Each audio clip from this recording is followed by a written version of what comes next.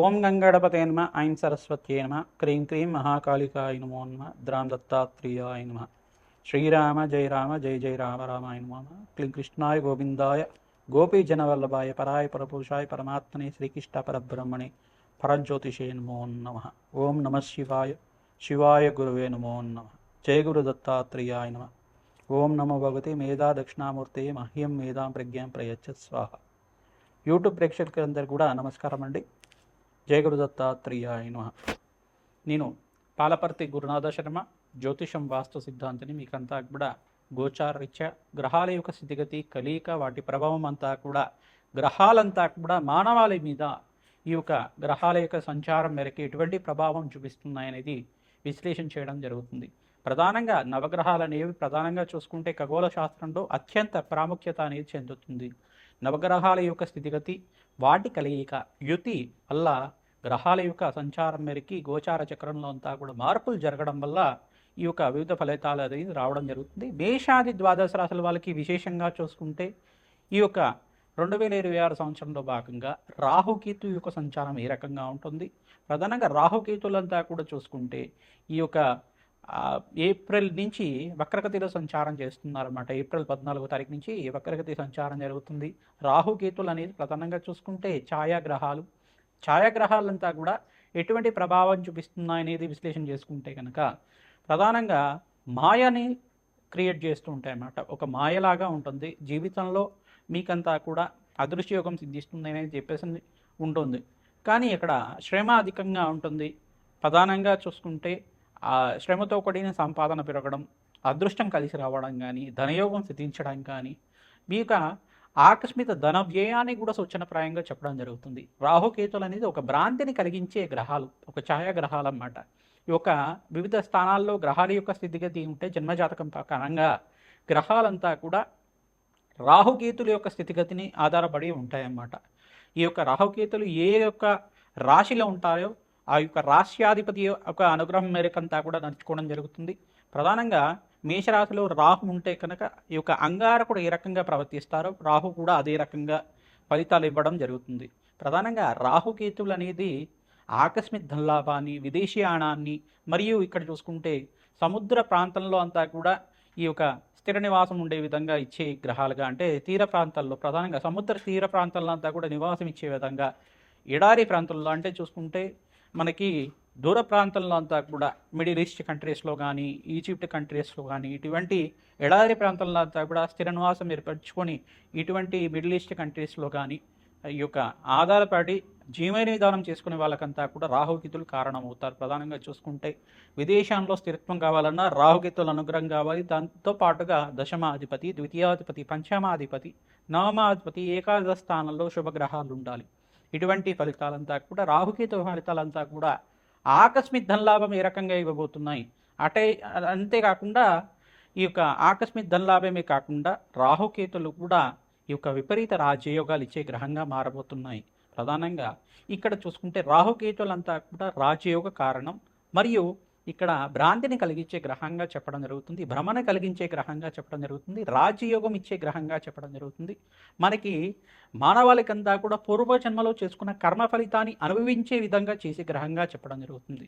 ఈ యొక్క వివిధ గ్రహాల యొక్క స్థితిగతి ప్రభావం అంతా కూడా రాహుకేతుల యొక్క సంచారం మేరకు ఎటువంటి ప్రభావం చూపిస్తున్నాయి మేషాది ద్వాదశ రాశుల వాళ్ళకి ఈ యొక్క కంటెంట్లో అంతా కూడా విశ్లేషణ చేయడం జరుగుతుంది.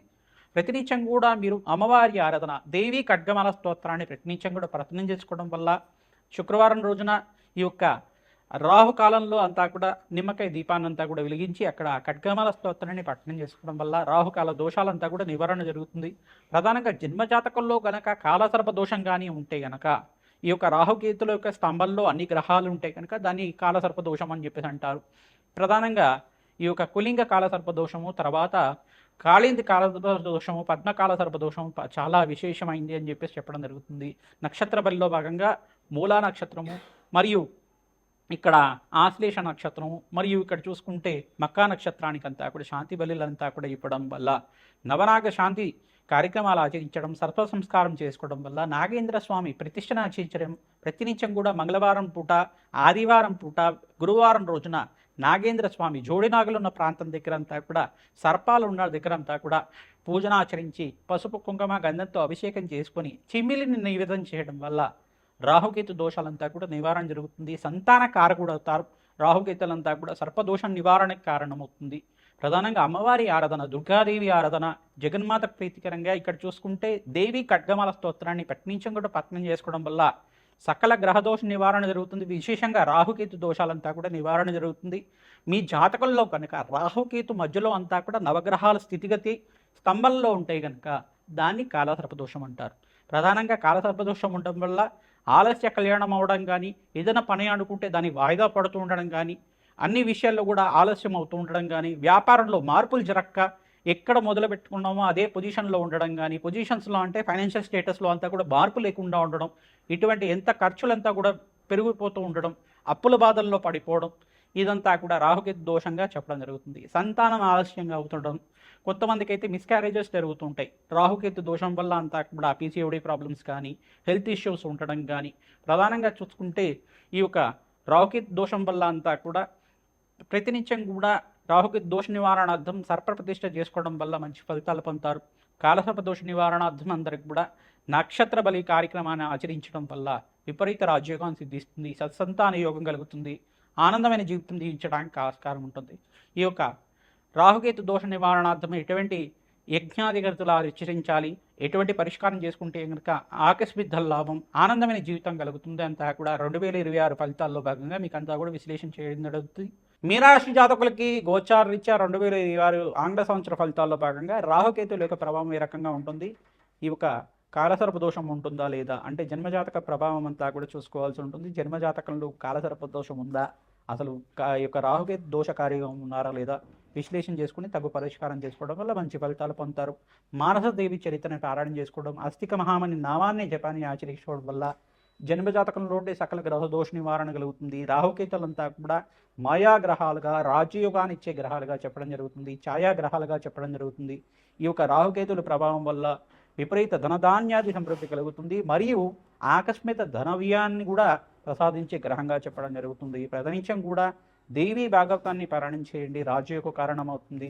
ప్రధాన ఈ యొక్క మీనరాశి జాతకులకి ఏలినాటి శని ప్రభావం ఉంది కావున శనీశ్వరుడికి, రాహుకి, బృహస్పతికి, శుక్రుడికి, బుధ భగవానుడికి, అంగారకుడికి అంతా కూడా జప హోమాది కార్యక్రమాలు ఆచరించుకుంటే కనుక మంచి ఫలితాలు పొందుతారు. రాజశ్యామల యజ్ఞాధికృతులు కానీ, నవగ్రహాలకు అభిషేకం కానీ, పరమేశ్వరుడు ప్రీతికరంగా నవధాన్యాలతో అభిషేకం చేయించడం విశేషమైన పుణ్య ఫలితాలు పొందడానికి ఆస్కారం ఉంటుంది. దేవాలయ పరంగంలో అన్నదానం చేయించడం వల్ల రాజయోగం సిద్ధిస్తుంది. ప్రతినిత్యం కూడా మీకంతా కూడా ప్రతి పుణ్యక్షేత్రాన్ని అంతా కూడా ప్రతినిత్యం కూడా ప్రతి నెలలో మీరంతా కూడా పుణ్యక్షేత్రం దర్శనం చేసుకోండి, మంచి ఫలితాలు పొందుతారు. విశేషంగా దత్తాత్రేయ స్వామివారి చరిత్రను పారాయణ చేసుకోవడం, దత్తాత్రేయ క్షేత్రం కానీ ప్రతినిత్యం కూడా ఈ యొక్క అమ్మవారి క్షేత్రాలు, పుణ్యక్షేత్రాలు దర్శనం చేసుకోవడం వల్ల మంచి ఫలితాలు పొందుతారు.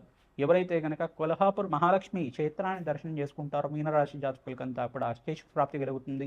ఈ యొక్క ఏప్రిల్ 14వ తారీఖు నుంచి ఆగస్టు 18వ తారీఖు దాకా రాజయోగం సిద్ధిస్తుంది. జూన్ 14 తర్వాత బృహస్పతి మార్పు ఈ యొక్క ఆగస్టు 28వ తారీఖు దాకా మీకంతా కూడా రాజయోగ కారణం అవుతుంది. ప్రతినిత్యం కూడా అమ్మవారి సేవ చేయండి, దేవీ భాగవతాన్ని పారాయణం చేయండి, దేవీ భాగవతాన్ని అంతా కూడా ప్రవచనలాగా వింటూ ఉండండి, మంచి ఫలితాలు పొందుతారు. ఈ యొక్క దత్తాత్రేయ స్వామివారి ఆరాధన మంచి ఫలితాలు పొందడానికి ఆస్కారం ఉంటుంది. ఈ యొక్క శివపార్వతుల కళ్యాణం కానీ, వెంకటేశ్వర స్వామి వారికి ప్రతినిత్యం కూడా ఈ యొక్క తులసిమాలతో అర్చన చేయడం, ఈ యొక్క వెంకటేశ్వర స్వామి వారి కళ్యాణం చేయించడం వల్ల వంశాభివృద్ధి కలుగుతుంది. వివాహాది శుభకార్యాలు జరగడానికి ఆస్కారం ఉంటుంది. ఫిబ్రవరి 24వ తారీఖు నుంచి మీకంతా కూడా వివాహాది శుభకార్యాలకంతా కూడా గురుబలం అంతా కూడా సిద్ధిస్తుంది. కర్కాటక రాశిలో బృహస్పతి సంచారం అంతా కూడా రాజయోగ కారణమవుతుంది. ఆనందమైన జీవితం జీవించడానికి, ఇంట్లో శుభకార్యాలు జరగడానికి, గృహయోగం సిద్ధించడానికి, గ్రహాల యొక్క స్థితిగతి అనుగ్రహం వల్ల మంచి ఫలితాలు పొందడానికి ఆస్కారం ఉంటుంది. శ్రీమాత్రే నమః.